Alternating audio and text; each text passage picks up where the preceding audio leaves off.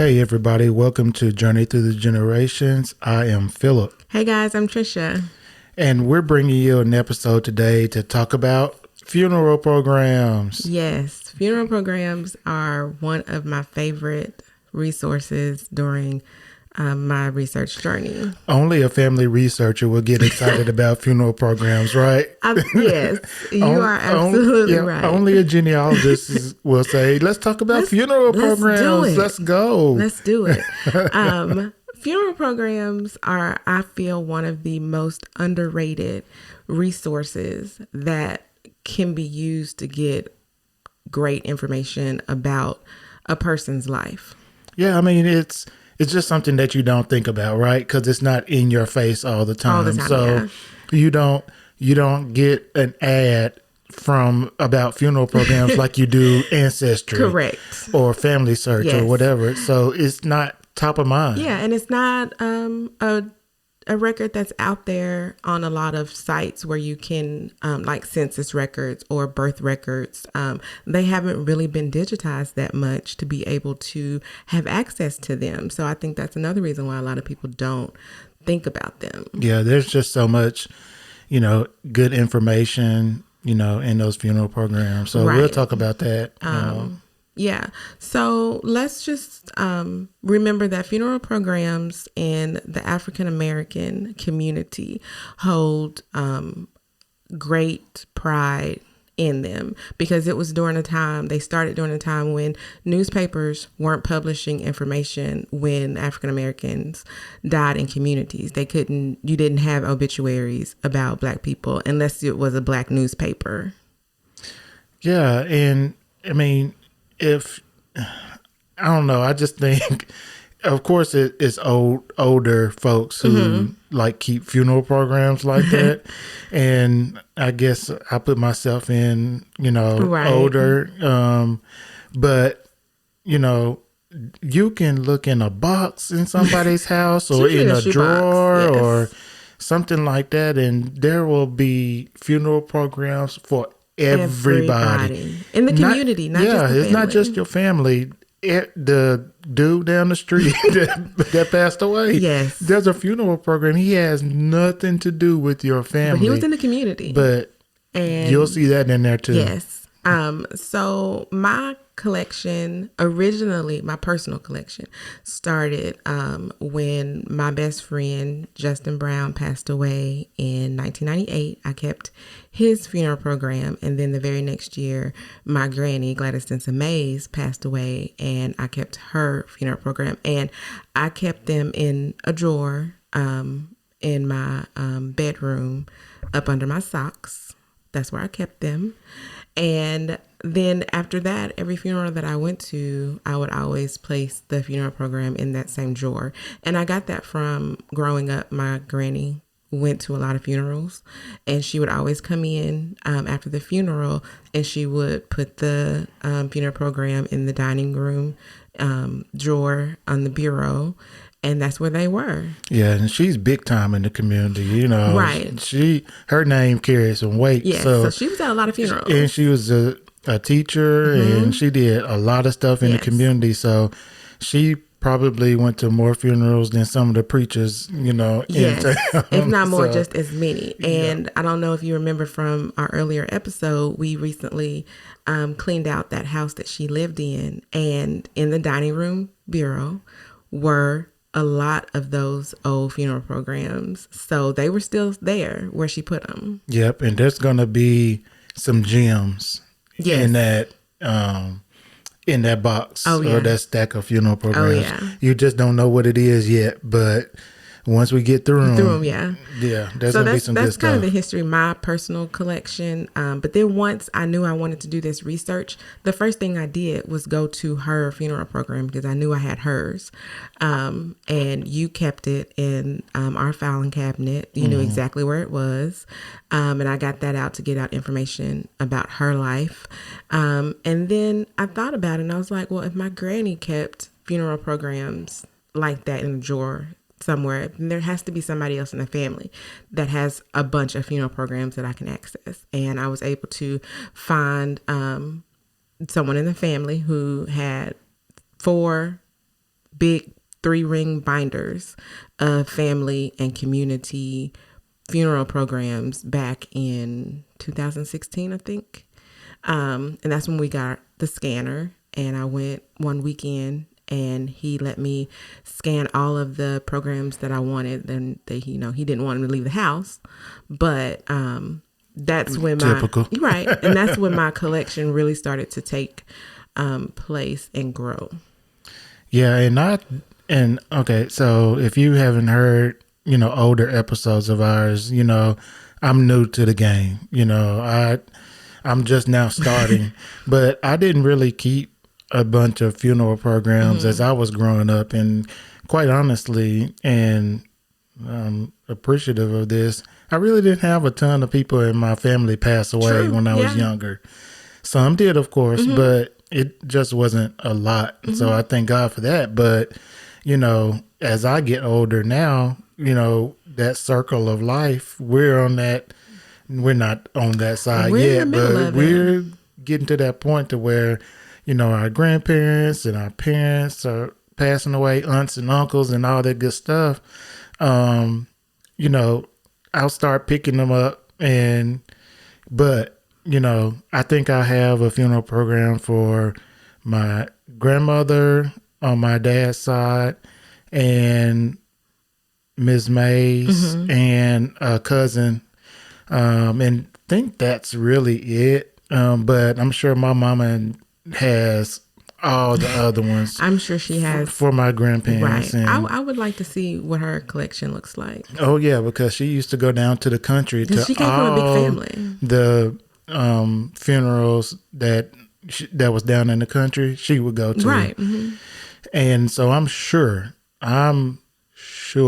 that she kept those funeral programs. Yeah. So, and you didn't necessarily have to go to the funeral to get a funeral program. No, because some folks, they would take 10 and hand them out to everybody, mail them. Yes. So that's just how we do. That's what we do. That's what we do. So again, these are great. It has great information in them. They will have the person's birth, their death, obviously. It'll have their spouse's information, their children's information, their parents' information. It can have the schools that they attended, their education, what they did in the community. It'll have maybe where they worked, if they were in the military. And nowadays, not only will you get a picture on the cover, sometimes they put a collage of pictures on the inside of programs as well. So not only can you have a picture of the deceased, but him or her with their family as well. Another thing that we do. We love pictures. Yes. Funeral programs in our community tend to be a yearbook. You very rarely see funeral programs that's just the one, folded open one time. Right. And don't let it be a preacher or somebody, outstanding in the community. It really will be a book. Yeah. And, and what, like Trisha said, we get those funeral programs, and if you have a family member pass away and you're in charge of getting funeral programs, that's serious business. You need to print like how many ever people you think is going to show up times 3. Yes. If you're in charge of a funeral program, just know that's serious business, and you now know that people are going to be keeping them and preserving them for many, many years to come. So you need to make sure, you're on top of things with it. Yeah. So, all right. So next we're going to talk about how to find funeral programs. Yeah, and I think we kind of talked about it a little bit already. Get with the people in your community and in your family. I always say, because, I watch a lot of TV, and Good Times is one of my favorite shows. I always say, find the weeping Wanda in your community. There's always that one person that goes to every funeral in the community, and they kept those funeral programs. I promise you they did. Listen, let me tell you about Weeping Wanda on the TV show Good Times. If you hadn't seen Weeping Wanda, suggest that you go and find that Yes. episode wherever it is. But Weeping Wanda was the person who goes to all the funerals, in town. And that was in Chicago, so that was a big town. And she was the one that, it doesn't matter who it was. She might not even known you, but she would go to the funeral and cry. Cry, honey. And she is the one that would get the crying started. Yes, So I always won.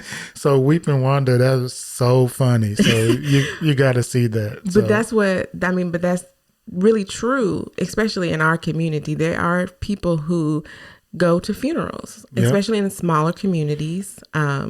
And they go to funerals, they get the funeral program, and I promise, they're in a shoebox, they're in a bottom drawer, they're at the top of a closet somewhere. They kept those funeral programs. So find that person that everybody knows in the community goes to all the funerals and contact them and say, hey, do you have any funeral programs that you've kept over the years? Can I come see them? Now, they, again, may not want you to leave with them to copy them. So you will have to take pictures with your phone, or if you have a scanning app on your phone, you can use that. But just know, if you find that person who has those funeral programs, they have them for a reason. They are going to be protective of them. So you need to put them at ease and let them know that you are going to take care of them. Yeah. And, we talk about, when we're talking about beginners, me being a beginner in this as well, we always say the first thing you should do is interview your family. Yes. Interview the elders. Talk to the grandparents or the great grandparents or whatever. Talk to them while they're still here. Yes. And get their stories. Well, one of the things you can ask in that interview is, right. Do you have any funeral programs that I can look at? And they probably do. I'm sure they do. And they would give them to you so you can get information off of, or, ask for pictures. Just like you would ask, for all this other information, I would tell you to add to your notes asking for funeral programs. Right. You're going to ask for that information because they're not going to have census records. They're probably not going to have, a lot of birth records and things like that. So this is the kind of information that they would have tangible that you can look at and see. And it's like a story on paper when you look at a funeral program. Yeah. And you just think about any funeral program that you've seen. Mm-hmm. When you talk about the way we do funeral programs, we list everybody's name in there until you get to the great grands, nieces and nephews. That's when a host of we love it. The host of other families or whatever, but they list everyone, and they also list their spouses. And folks get mad if their name isn't in a funeral program. Or if it's spelled wrong. Or spelled wrong. You better get on. I'm telling you, funeral programs are serious business. It really is. But not only do you get information about the deceased and his family, you also will get the cemetery information where they are buried, or, unless they're cremated. You will also find out information about the funeral home that did the funeral. And that's another avenue of records that you can find. We'll, talk about that in a different episode, but you'll have that information for later research. You will also find out different people in the community, pallbearers. You'll know who the minister was that did the eulogy. And typically if there's, a favorite song in the family, then it's usually someone close to the family that's singing it, either a relative or a close family friend. So when I say a funeral program is a wealth of information of that person, you really are getting a glimpse of their life. Yeah. It just, it gives you so much information that is right there if you just ask the question. And with all the information in funeral programs, it would take you, I don't know, months to find on an ancestry or family search and piecing it all together. Whatever. Piecing all that together when they have it right there. So if you have, can't find your Weeping Wanda of the community, You can always go to the local funeral home. They sometimes will all have copies of the funeral programs of the funerals that they performed.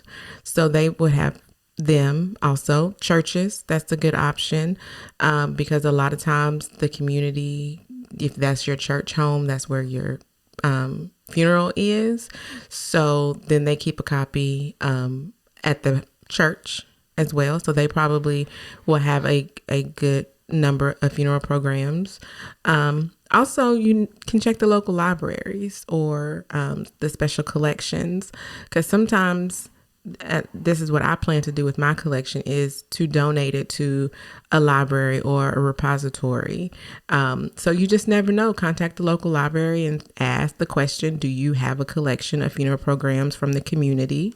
And you can go and look at them. Yeah. And I mean, I think that's just the good thing to do, because you never know who else in your family might be researching. And so, or in the community. Yeah. So it'd be good if you can find a library or a cultural center or somewhere in your community to give or donate copies of it to. Not the last one you have, but donate them to someone else so that they can start doing research and figure out, who their family is. And so, because that's how I found a lot of mine was at the Butler Center in the James Morgan collection.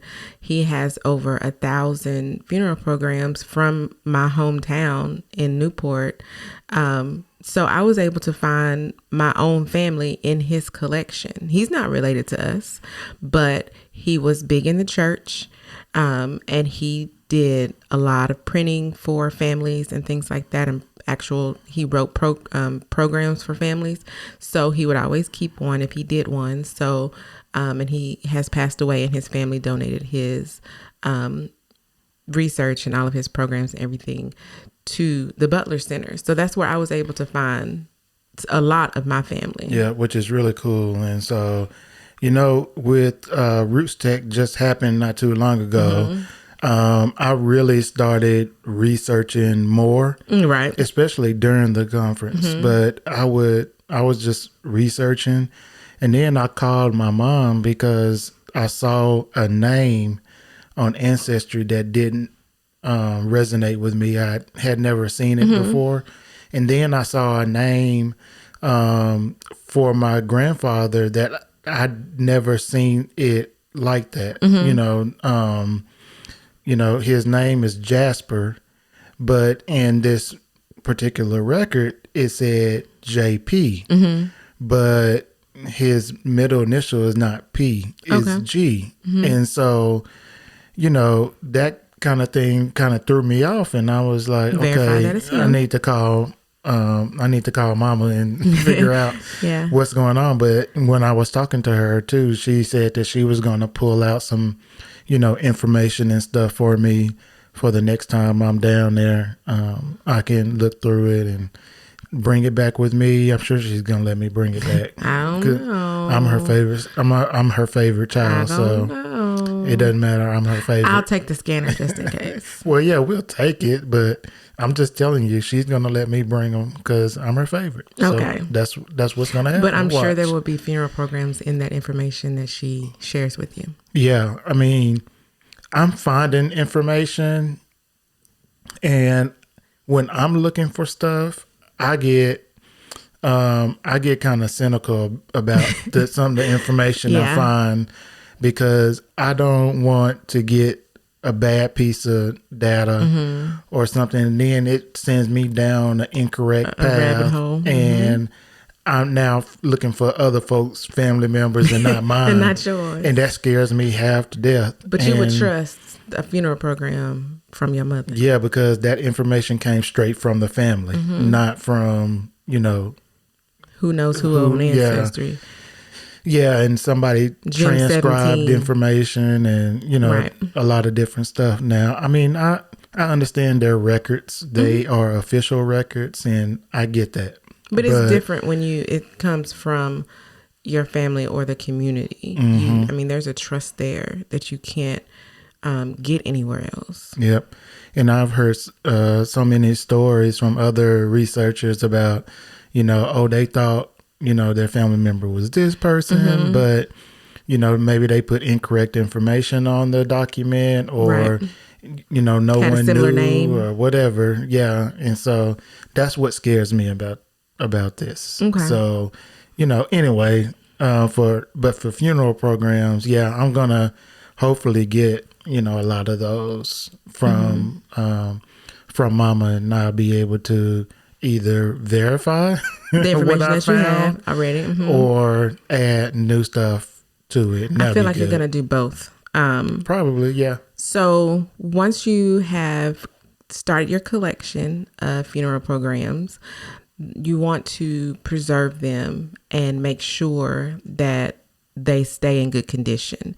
Because again, I know people who keep them in shoe boxes. That's not the best thing to do for paper records. So you want to organize them. What I have done with my collection is I got some of those heavy duty sheet protectors and 3-ring binders. And I have a binder of funeral programs that are organized alphabetically. And those are community people, friends of family, people from Newport, things like that. And then I have a binder that is just for my family. And I have labeled the outside of them both. One says funeral programs, Jackson County community. And the other one says funeral programs, surnames, Mace, Denson, Hatchett, Wright, Skipper, things like that. So anybody looking at them will know this is what these programs are and where they came from. Yeah, and I know we're talking about funeral programs, but don't skip over newspaper obituaries. Oh, right. No, you're right. So if you see an obituary in your research, before you get a hold of funeral programs, get that article or that obituary if you can. It's not going to be as detailed as a funeral program obituary would be, but it may just have that information in it, dates, immediate names, immediate family names, those kinds of things. Right. Get a copy of those, and you can put it with the funeral program that you have. That is correct. We are not saying don't ever use newspaper obituaries. Those are a wealth of information as well. But this episode is focusing basically on funeral programs. Yeah, but they go hand in hand. It. Yes, they do. They go hand in hand. So you just want to make sure that you are preserving them. And for me, it helped when I talked about that I was wanting to get them. So once I got the word out that is something that I wanted and I, was collecting, then it was like they just fell at my feet, and everywhere I went, somebody was trying to give me a funeral program. Yeah. So communicate what you need, and that's something that I don't do enough of. Yep. But once I started talking about it and posting it on Facebook, and every time I was with some family members talking about it, then they would reach out to me about funeral programs. Yeah, don't do one thing. Talk to your family members, your elders. Yes, for sure. But use social media. Put it out there on your Facebook page or your Instagram or whatever, and put on there what last names you're looking for. Right, because you may have a friend or something, they see it and go, oh, yeah, I have a Jones in my family. Maybe it's let's get look with my together mama and see what she got. Or something. You just never know. So you never know. I can't express how much that in itself has helped my collection grow, and people now know that is what I do. And so again, they come to me with them. Do you want these? I found these. Do you want these? Of course I do. Mm-hmm. Yeah, do it, and do it often so people can remember. Yeah. You don't just know. I mean, you probably already know that not everyone in the family or just out in the general community is into genealogy Correct. or family Yeah, research. and I tell them This is a niche. it is, and so I have said it doesn't matter if they're related to me or not. It doesn't matter if they are from Newport or not. If you know somebody with a funeral home, a funeral program collection, and you don't know what to do with it, contact me. I will figure it out. I will find a library to donate it to. I will organize it. I will get it together or help you do it. Just do not throw them away. So I hope this information that we talked about here, it provides a little bit a better understanding of the importance of funeral programs, even though it's not a quote unquote official document. No, it's not an official document. But we hope that it's something that provides you a little bit more information and desire to talk to your family members and find more funeral programs, right? Yes. And I hope that if this is something that you are starting and your collection is growing, I hope this podcast has helped you to learn how to organize it, give you some ideas about what to do with it in the future. So we appreciate you guys for listening. Please subscribe to the podcast. You can listen to it wherever you get your podcast. You can also listen to it on the blog, journeythroughthegenerations.com. Make sure you tell a family member, your friends who's interested in genealogy and family research that we're here doing this podcast. And we're also on Facebook and on Twitter. So follow us over there. Appreciate you guys. Thanks, Take care. everybody. All right.